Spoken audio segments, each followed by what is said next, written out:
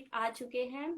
पुनीत एक लेखक हैं, कवि हैं और इनका ब्लॉग है जो पोशम पा, वो हिंदी का सबसे ज्यादा पढ़ा जाने वाला ब्लॉग है। अगर आपको हिंदी साहित्य में रुचि है तो आप इनके ब्लॉग पे जाकर काफी बेहतरीन नए और पुराने लेखकों की रचनाएं पढ़ सकते हैं। और आज हम पुनीत के साथ बात करने वाले हैं निर्मल वर्मा के कहानी परिंदे के विषय में। जहां तक मेरा मानना है, परिंदे कहानी जो है वो प्रेम से उत्पन्न जो खालीपन है उसी के भाव पर लिखा गया है। मैं आप सभी को इस कहानी के बारे में थोड़ा संक्षिप्त रूप से बता देती हूँ। यह कहानी निर्मल वर्मा ने 1958 में लिखी थी और निसंदेह इसी कहानी से निर्मल वर्मा को सबसे ज्यादा प्रसिद्धि भी मिली थी। ये कहानी लतिका के इर्द गिर्द घूमती है।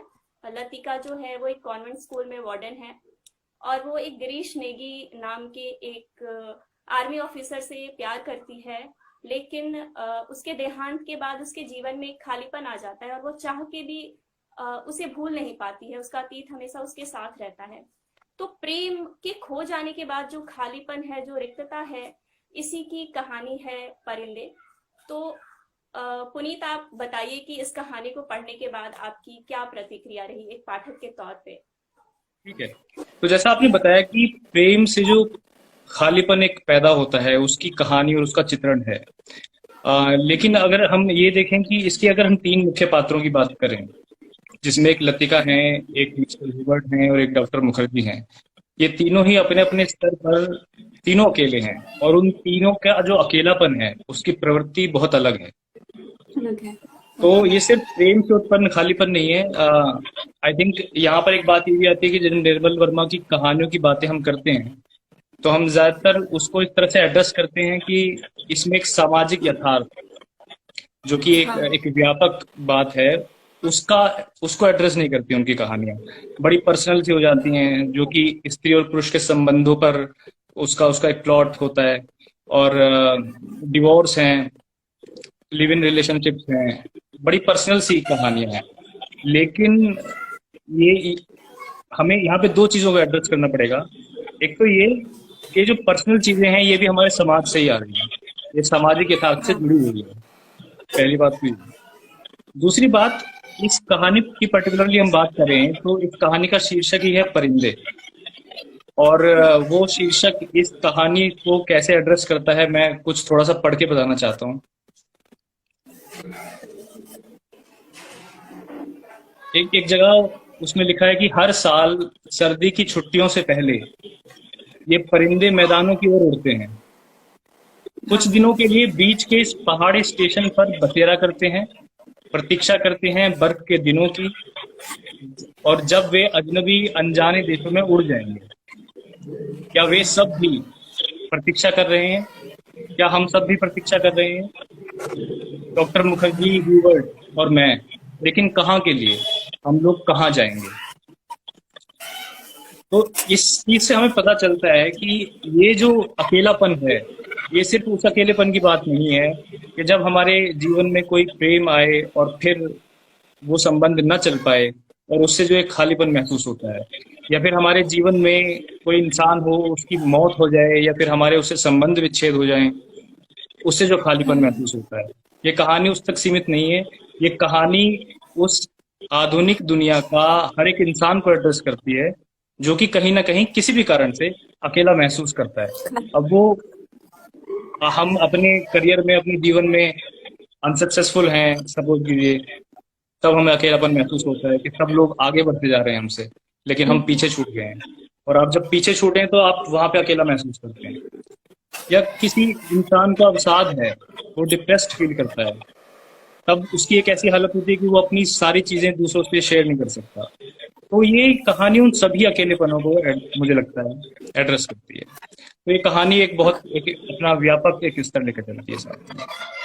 तो मैं ये कहना चाहती हूँ, जैसे आपने कहा कि ये सिर्फ प्रेम से जो उत्पन्न खालीपन है उसकी बात नहीं करती है। कोई भी चीज हो सकती है, कोई हमारी कोई एक निर्जीव सी भी चीज हो सकती है जिससे हम बहुत जुड़ाव महसूस करते हैं और वो एक दिन टूट जाए हमसे या खो जाए तो उससे भी हम बहुत दिन तक दुखी रहते हैं।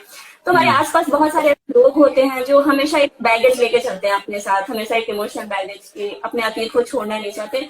तो आप उसको किस तरह से इस कहानी से जोड़ेंगे? कि हम देखते हैं ना, बहुत सारे लोग ऐसे होते हैं कि वो जीवन में अगर असफल रहे हैं तो हमेशा उस असफलता को अपने साथ ढोते रहते हैं, वो आगे बढ़ना ही नहीं चाहते हैं।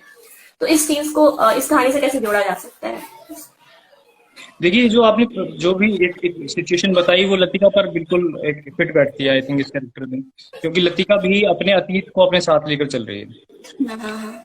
उसका जो वो उसका जो दुख है, या उसने एक तरह से मान लिया है कि मैं शायद अब मेरे जीवन में सुख नहीं आएगा, और मिस्टर ह्यूबर्ट से जो एक अट्रैक्शन उसको रिसीव हो रहा है, वो कहीं ना कहीं ये सोचती है कि मैं इस अट्रैक्शन के लायक भी हूं या नहीं। हाँ, उसको इसलिए वो तो दबा देती है, वो खुलकर उस वो पर दबा देती बात है। भी नहीं करना चाहती। हाँ हाँ, वो आई थिंक वो इसीलिए है कि वो अपने अतीत को साथ लेकर चल रही है।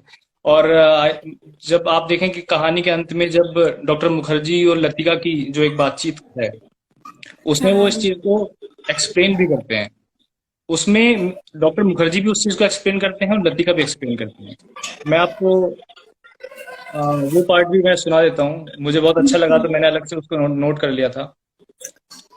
लतिका अपने अतीत को किस तरह से अपने साथ लेकर चल रही है, वो क्या महसूस कर रही है, वो बता रही है वो कि लतिका को लगा कि वह जो याद करती है वही भूलना भी चाहती है, लेकिन जब सचमुच भूलने लगती है तब उसे भय लगता है कि जैसे कोई उसकी किसी चीज को उसके हाथों से छीन लिए जा रहा है, ऐसा कुछ जो सदा के लिए खो जाएगा। बचपन में जब कभी वह अपने किसी खिलौने को खो देती थी तो वह गुमसुम सी होकर सोचा करती थी, कहाँ रख दिया मैंने। जब बहुत दौड़ धूप करने पर भी खिलौना मिल जाता तो वह बहाना करती कि अभी उसे खोज ही रही है, कि वो अभी मिला नहीं है। जिस स्थान पर खिलौना रखा होता, जानबूझकर उसे छोड़कर घर के किसी दूसरे कोने में उसको खोजने का उपक्रम करती। तब खोई हुई चीज याद रहती, लेकिन भूलने का भय नहीं रहता था। तो आई थिंक ये अपनी जो मनस्थिति थी वो निर्मल वर्मा ने लतिका के जरिए उसको ढंग से एक्सप्लेन कर दिया है कि we are holding on to our past, और हम उसे छोड़ने की। और ये आपको उसमें भी दिखेगा कि जब उसको पता चलता है कि डॉक्टर मिस्टर ह्यूबर्ट दिल्ली जा रहे हैं, तो हाँ हाँ हाँ वो दिखाती नहीं है लेकिन वो थोड़ा सा असहज हो जाती है। हाँ हाँ उसको हाँ। एकदम से ध्यान में आता है कि अच्छा, दिल्ली जैसी जगह जा रहे हैं जो जो कि बहुत दूर है यहाँ से। और वो बोलती है कि मैं और भी वहां पे काफी साल पहले गई थी, शायद वो अब बदल हाँ चुका हाँ हो वो हाँ। शहर, वो याद और करती है। जी जी, और जब मिस्टर ह्यूबर्ट की बीमारी के बारे में पता चलता है कि थोड़े बीमार हैं और उनको परेशानी है, तब भी हाँ उसको कुछ याद आता है। हमें नरेटर ने हमें नहीं बताया कि उसको क्या याद हाँ आता है, लेकिन वो हाँ याद हाँ, आएगा, गिरीश ने की उनको याद आएंगे। तो आप ये देखिए कि किसी एक ऐसे इंसान के बारे में उसको याद आता है जो कि उसने खो दिया है, बिल्कुल। किसी एक ऐसे इंसान के लिए याद आ रहा है जो उसका है भी नहीं, जिससे है भी उसका नहीं। इस तरह का कोई घनिष्ठ संबंध उसका नहीं है, कोई आप उसको क्लेम नहीं कर सकते। लेकिन अगर तब भी उसको वो याद आया, तो इन दोनों के बीच कहीं ना कहीं कोई कनेक्शन हमें बनता हुआ दिखता है। हाँ, ये जो आपने पार्ट पढ़ के सुनाया वो भी मेरा सबसे पसंदीदा पार्ट है इस कहानी का, कि जी जी हम उस चीज को खोने के डर से ना, हम मतलब कोई भी चीज हमारी खो जाती है तो हम उसे याद करना इसलिए चाहते हैं, या फिर हम चाहते हैं कि वो हमें ना ही मिले तो बेहतर है, क्योंकि कम से कम हम उसे याद तो करते हैं। हाँ इसीलिए हाँ शायद राइट। खोजने का उपक्रम करती है। जी और यहाँ पे स्त्री और पुरुष के भी दो स्वभावों के बारे में निर्मल वर्मा ने लिखा है। जैसे डॉक्टर मुखर्जी है, उन्होंने भी वर्मा से आते टाइम अपनी उनकी पत्नी का देहांत हो जाता है, तो वो भी उसे काफी याद करते हैं, लेकिन वो हमेशा कहते हैं कि मरे हुए के साथ तो मर नहीं जाना चाहिए। तो वो काफी आशावादी हैं अपने जीवन में, और वो लतिका से भी यही उम्मीद करते हैं कि वो भी पुरानी चीजों को भुलाकर आगे बढ़े। तो आपको क्या लगता है कि मतलब ये जो स्वभावों में अंतर है स्त्री और पुरुष के, कि स्त्री जो होती है वो हमेशा चीजों को लेके चलती है, अतीत को भुला नहीं सकती है?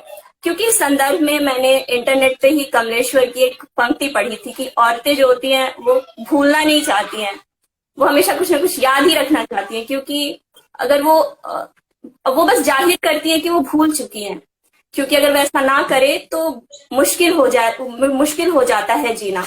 तो इस बारे में मैं ये पूछना चाहती हूँ, क्योंकि आप एक पुरुष हैं, तो ये जो स्वभाव का अंतर है इस पे आप क्या कहना चाहेंगे? कि क्या स्त्रियां हमेशा मतलब एक जो बैगेज है वो हमेशा लेकर चलती हैं? श्वेता, मुझे ये थोड़ा सा मुझे लगा, स्टीरियोटिपिकल मुझे लगा। और यहाँ पर सिर्फ यही बात नहीं थी कि लतिका अपने उस अतीत जो उसके साथ है, वो बैगेज लेके चल रही है, उसमें वो ज्यादा अकेला महसूस करती है। ये तो अपेरेंट, मतलब ये तो दिखता है उसमें कि हाँ हाँ हाँ। लतिका ज्यादा अकेला महसूस कर रही है, और वो फिर भी उस चीज से डील कर पा रहे हैं डॉक्टर मुखर्जी। वो एक जगह मुझे याद पड़ रहा है, वो कहते भी हैं, I think miss would say कहते हैं वो, कि आप, मैं किसी गलतफहमी में नहीं रहता, या आप किसी गलतफहमी में मत रहिए, मैं सुखी हूँ, क्योंकि मैं जगहों पे ऐसे रहा हूं कि उन जगहों पर मेरी जड़ें समा नहीं पाई। और जब उन जगहों पर मेरी जड़ें नहीं समा पाई, और जब मुझे वहां से उखाड़ा गया, तो मेरा वहां पर कुछ रह भी नहीं गया। तो मैं एक शहर से दूसरे शहर ऐसे ही जाता जा रहा हूँ, बिना किसी फायदे और बिना किसी लॉस के। तो ये तो इसमें स्थापित है कि लतिका हाँ उससे बहुत ज्यादा अफेक्टेड है, और मिस्टर मुखर्जी उतना अफेक्टेड नहीं है। तो यहाँ पर हाँ मुझे अंतर लगा, और मुझे थोड़ा स्टीरियोटिपिकल लगा कि ऐसा मैं नहीं सोचता कि स्त्री पुरुष में इस तरह का कोई भेदभाव अगर होगा भी, तो वो भेदभाव या फिर वो अंतर जो आ रहा है, वो भी हमारे जो फैमिली स्ट्रक्चर हैं, और जिस तरह के रोल्स, जिस तरह की भूमिका स्त्रियों को हमारे घरों में अब तक मिलती आई है और उन्हें उन पर थोपी गई है, ये अंतर वहां से भी पैदा हो रहा है। मुझे ये नहीं लगता कि स्त्री और पुरुष अपने जीवन में जब वो, मतलब जो पैदा हो रहे हैं, तो वो इस तरह की भावनाएं और इस तरह का नेचर अपने साथ लेकर पैदा होते हैं। अब वो बात अलग है कि ये प्रवृत्ति हमें अपने घरों में मिल जाएंगी। आप देखते हैं कि हमारे पापा स्ट्रांग दिखते हैं, और मम्मी छोटी छोटी बातों मम्मी को थोड़ी कर। लेकर, हाँ, लेकिन वो उनका स्त्री और पुरुष का नेचर ऐसा ही है, मैं उसको नहीं मानता। दूसरी एक चीज मैं ये भी देखने की कोशिश कर रहा था इस कहानी में, कि लतिका का दुख क्या है, वो अपने अकेलेपन से कैसे डील कर रहे हैं, वो तो देख लेते हैं, लेकिन उनके भीतर वो अकेलापन आया कैसे। तो लतिका का दुख ये है कि उसके पास्ट में कोई एक ऐसा इंसान था जिससे वो बहुत प्यार करती थी, और उसे बिछड़ना पड़ा कुछ कारणों से। और हमें ये नहीं पता चल रहा है कि वो कितने साल पहले का था वो, और कितने ड्यूरेशन में उनका वो रिलेशनशिप चला, लेकिन वो उससे टूट गई है। तो कहीं ना कहीं आप ये भी देखते हैं कि लतिका अपने जीवन में इसके अलावा क्या कर रही है। उसने उन सालों में, उससे बिछड़ने के बाद, उससे बिछड़ने से पहले, वो उसने उससे डील करने की कुछ और भी कोशिशें की क्या। जैसे जैसे हम सोचते हैं कि हम अपने पर्सनल जो हमारे एक परेशानियां होती हैं, उसको प्रोफेशनल चीजों में आगे बढ़कर हम उसको थोड़ा सा डाइवर्ट करने की कोशिश करते हैं। क्या ऐसी बिल्कुल। कुछ कोशिशें लतिका ने पहले कोशिश की थी कि नहीं की थी, उसका कोई हाँ मुझे ये दिखा सब। नहीं। हाँ, और उधर दूसरी तरफ देखें डॉक्टर मुखर्जी, तो डॉक्टर मुखर्जी का लॉस मुझे ज्यादा लगा लतिका से। हाँ डॉक्टर मुखर्जी, उसमें लिखा हुआ है कि जब बर्मा से वापस आ रहे थे, तो उनकी पत्नी की शायद मृत्यु हो गई है, और हमें, नरेटर को भी नहीं पता है कि एग्जैक्ट उनकी मृत्यु हुई है या नहीं, क्योंकि डॉक्टर मुखर्जी उस बारे में बात करना पसंद नहीं करते। नहीं करते हैं। तो जो डॉक्टर मुखर्जी का दुख आ रहा है, वो अपनी पत्नी के बिछड़ने से दुख ज्यादा नहीं आ रहा है, वो दुख आ रहा है बर्मा में न रह पाने का। हाँ वो ज्यादा बड़ा दुख एक वो है। एक हाँ, शब्द नोस्टैल्जिया का जिक्र किया है निर्मल वर्मा ने इस कहानी में, कि हम जिस जगह पे रहते हैं उस चीज जगह को भूल नहीं पाते हैं, और वो हाँ, हाँ, सोचते भी है वापस जाके मैं वहां करूंगा क्या। हाँ बिल्कुल। हाँ, वापस जाकर मैं क्या करूंगा, क्योंकि मैं तो यहाँ पे भी अजनबियों की तरह रह रहा हूँ, और शायद वहां जाऊंगा तो अब मुझे दोबारा वो अजनबियों की तरह स्वीकार करेंगे। लेकिन मैं कहना ये चाह रहा था कि उनका दुख इस तरह का है कि मैं अपने राष्ट्र से दूर हूँ, मैं अपने देश से दूर हूँ, मैं अपनी मातृभूमि से दूर हूँ, मैं जहाँ जन्म हुआ मेरा और जहाँ मुझे मर जाना चाहिए, मैं हाँ उस हाँ जगह से दूर हूँ। तो मुझे ये दोनों के दुखों में बड़ा अंतर दिखा। मैं ये पूछना चाह रहा था, मैं इसके बारे में शायद आगे पढ़ूंगा, कि क्या ये केवल इत्तेफाक है कि एक स्त्री का जो दुख है, वो सिर्फ एक इंसान तक सीमित है, ग्रीस ने की, उस तक वो सीमित हो गया है। वो सिर्फ अपने प्रेम को बिछोड़ने से ही वो उसकी उसकी जिंदगी में अकेलापन छा गया है। बिल्कुल। लेकिन एक पुरुष को अगर हम अकेलापन दिखाना चाहते हैं, तो हमें एक वो पूरा राष्ट्र का, और जो हमें हमारे अंदर प्राउड है जिस तरह का, मातृभूमि का जो प्राउड है, उससे हमें जोड़ के दिखाना पड़ा। क्या डॉक्टर मुखर्जी के लिए अपनी पत्नी का मर जाना या अपनी पत्नी से बिछुड़ जाने का दुख इनफ नहीं होता? देखिए, मैं ये नहीं कह रहा हूँ कि राइटर यही लिखना चाहिए, राइटर के जो मन में आएगा वो उस पात्रों को उस तरह से गढ़ेगा। लेकिन जिस तरह से एक पेट्रियार्कल नोशन में हमारे कैरेक्टर्स लिखे जाते रहे हैं, उस एक रोशनी में मैं उस चीज को देखने की कोशिश कर रहा था। मैं किसी निष्कर्ष पर नहीं पहुंचा हूं, लेकिन मुझे ये खटका जरूर थोड़ा सा।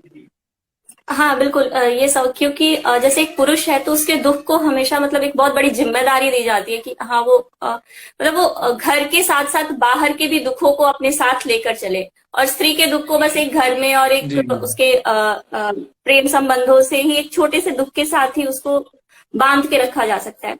इस बारे में एक बात और आपसे पूछना चाहती हूँ कि जैसे क्या होता है कि कभी कभी हमारा समाज खुद ही उस दुख से बाहर निकलने नहीं देता है।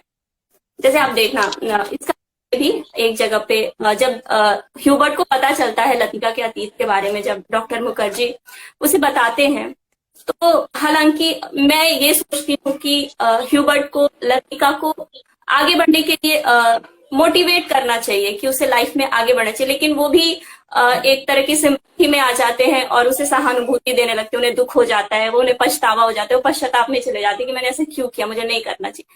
तो इस बारे में आपकी क्या राय है? तो ऐसा नहीं होना चाहिए ना, मतलब क्योंकि सोसाइटी भी कभी कभी हमें उन चीजों से निकलने नहीं देती है। अ, नहीं, मुझे मुझे ये लगता है कि वो तो शायद उसका एक पर्सनल स्पेस जो था लतिका का, उसका एक रेस्पेक्ट दिखाया, आई थिंक, उनके द्वारा। मिस्टर, आप ये कह रहे हैं ना कि मिस्टर ह्यूबर्ट को जब पता चलता है कि उनका हाँ एक हाँ। पास्ट है और मैंने ऐसे में उनको काइंड ऑफ प्रपोज कर दिया है, एक लेटर दे दिया है, तो वो क्या हाँ करते हैं, हाँ वो हाँ हाँ, वो ये करते हैं कि वो माफी मांगने लगते हैं, थोड़ा डिफेंसिव, थोड़ा हाँ पीछे हो हाँ, उन्हें जाते हैं। पश्चाताप होने लगता और है। वो हाँ हाँ उनको, हाँ। हाँ, वो उसको वो नहीं करते हैं, मोटिवेट नहीं करते हैं कि आप इस चीज से बाहर निकलिए और इसके बाहर भी जिंदगी है। आई थिंक यहाँ पर ये देखना पड़ेगा कि ये जो स्पेस है, जो जहाँ पे ये कहानी चल रही है, वो एक स्कूल, कॉलेज, विद्यालय, इस तरह के जगह में चल रही है।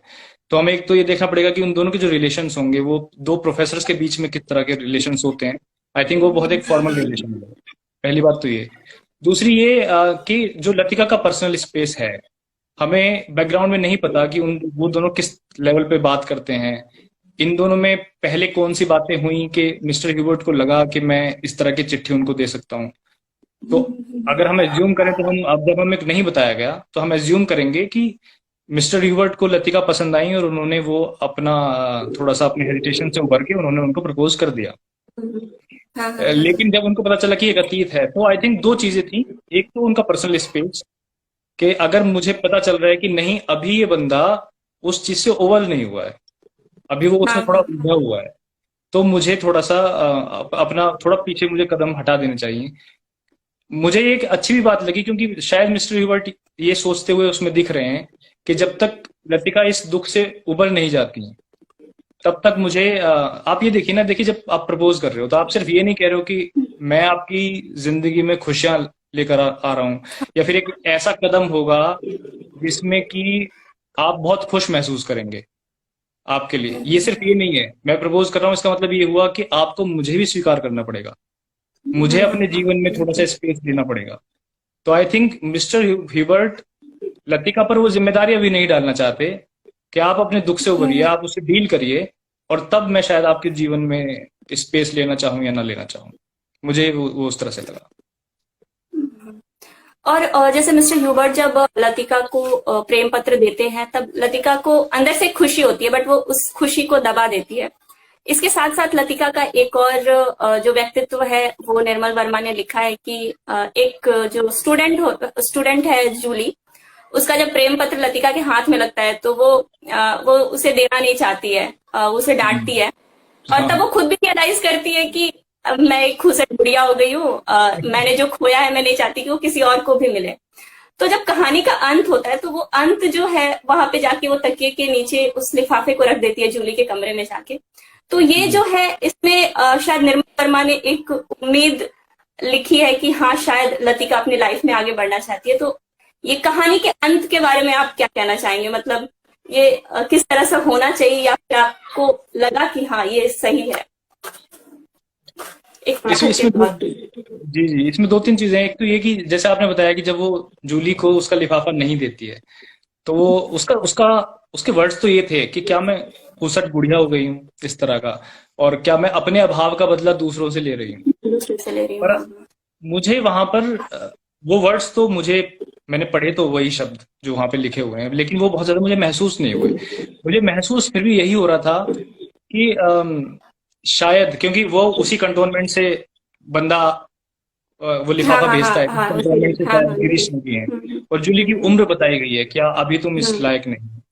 नहीं तो हो। ये सिर्फ जलन या फिर खूसट होना नहीं था, ये शायद ये भी था कि जिस एक चिंता भी थी कि जिस दुख से मैं मैं होकर हम मुझे गुजरना पड़ रहा है, उस दुख से वो ना गुजरे, या फिर अगर गुजरे तो तब गुजरे जब वो उस उम्र में पहुंच जाए जहां वो उसे ढंग से डील कर पाए।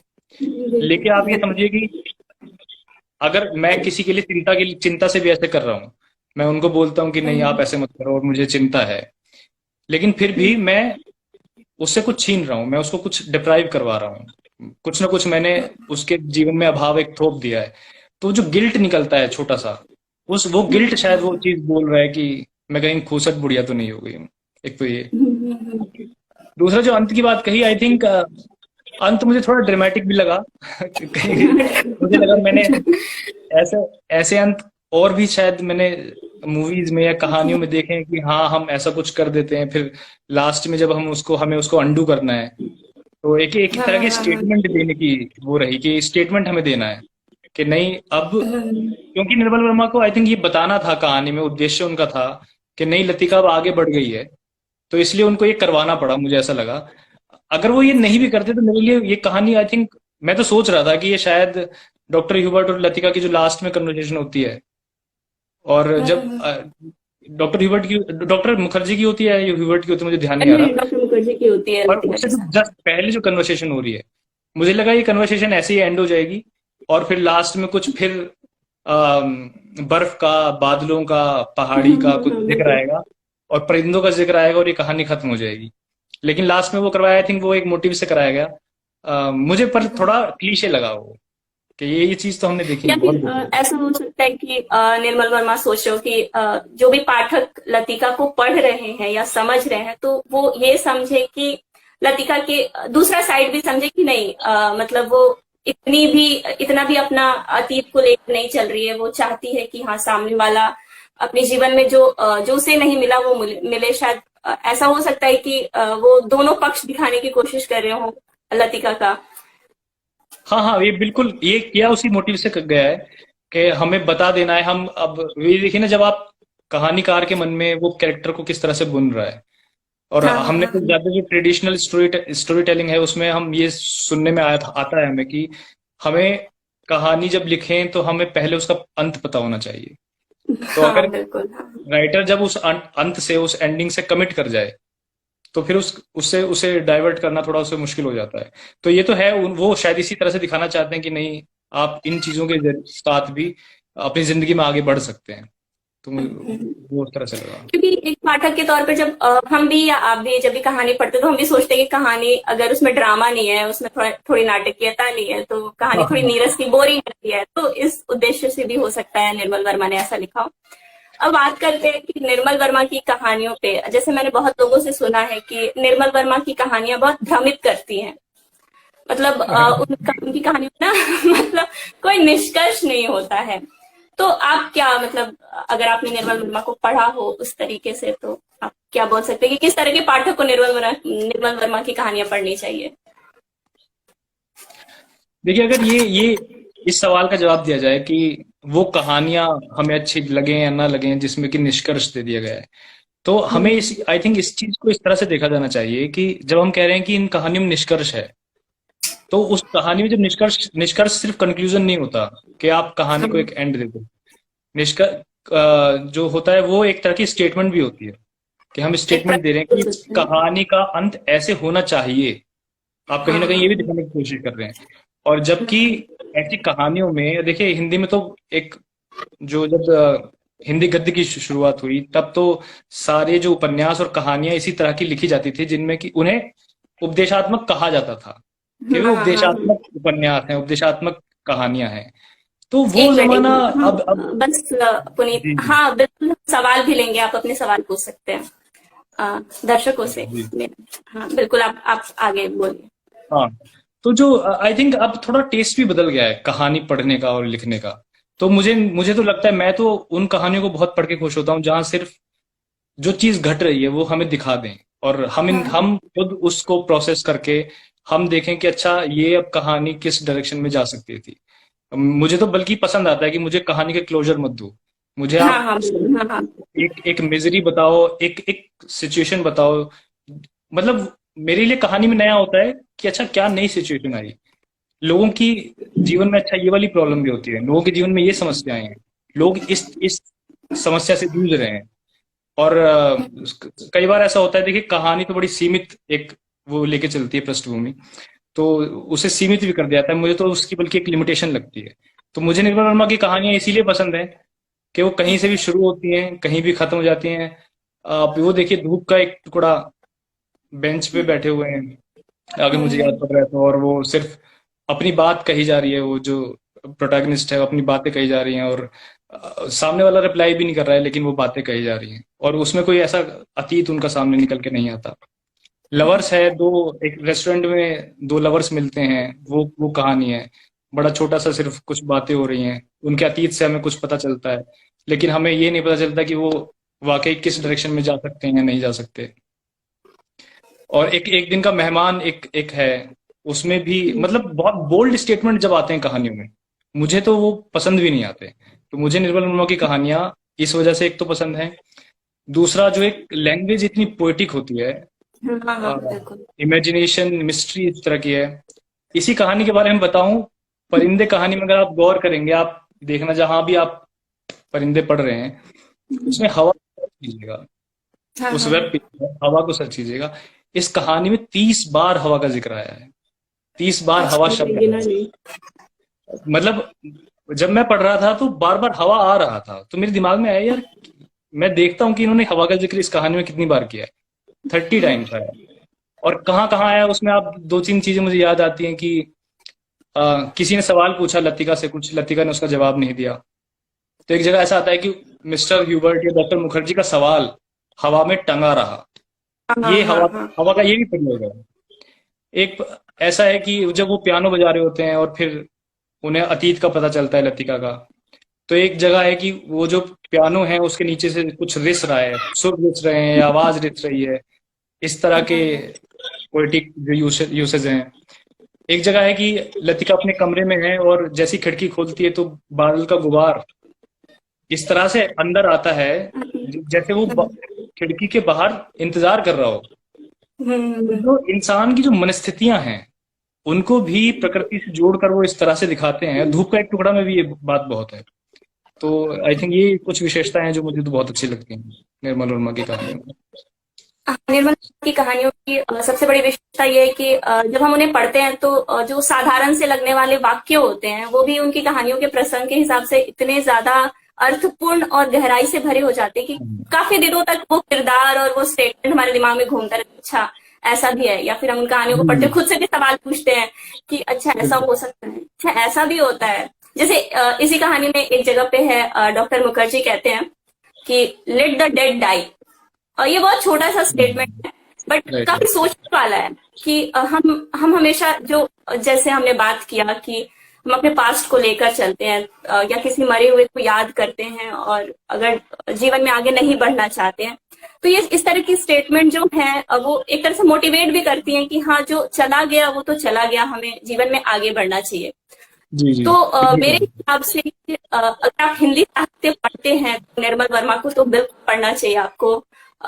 कहानी कैसे लिखी जाती है, किरदारों की बुनावट कैसे की जाती है, शिल्प कैसा होना चाहिए, ये सारी चीजें निर्मल वर्मा की कहानियों में हमें पता चलता है। निर्मल वर्मा की कहानी इसलिए भी महत्वपूर्ण है क्योंकि देखिए, हमने प्रेमचंद के उपन्यास पढ़े, रेणु के उपन्यास पढ़े, अमरकांत की हमने कहानियां पढ़ी, जहां हमें दिखता है कि एक समाज, पूरा समाज समाज के स्तर सामने पे आता है। देखते हैं हम। हाँ हाँ, हाँ जो हम अगर गोदान में होरी की समस्या देख रहे हैं तो उसमें सिर्फ होरी की समस्या पर्सनल समस्या नहीं है, वो उसमें एक वो सामाजिक व्यापक स्तर पे। हाँ व्यापक स्तर पर है। लेकिन जैसे जैसे ये समाज आधुनिक होता जा रहा है, आप देखिए ना, हमारा हम आज सबसे बड़ा मीम क्या है हमारे आसपास? सबसे बड़ा मीम है कि लोग एक ही कमरे में बैठे हुए हैं, 5 लोग बैठे हुए हैं और पांचों लोग अपने अपने मोबाइल्स में लगे हुए हैं, कोई आपस में बात नहीं कर रहा है। सबसे बड़ा मीम है ये, सबसे बड़ा स्टेटमेंट है हमारे समाज का।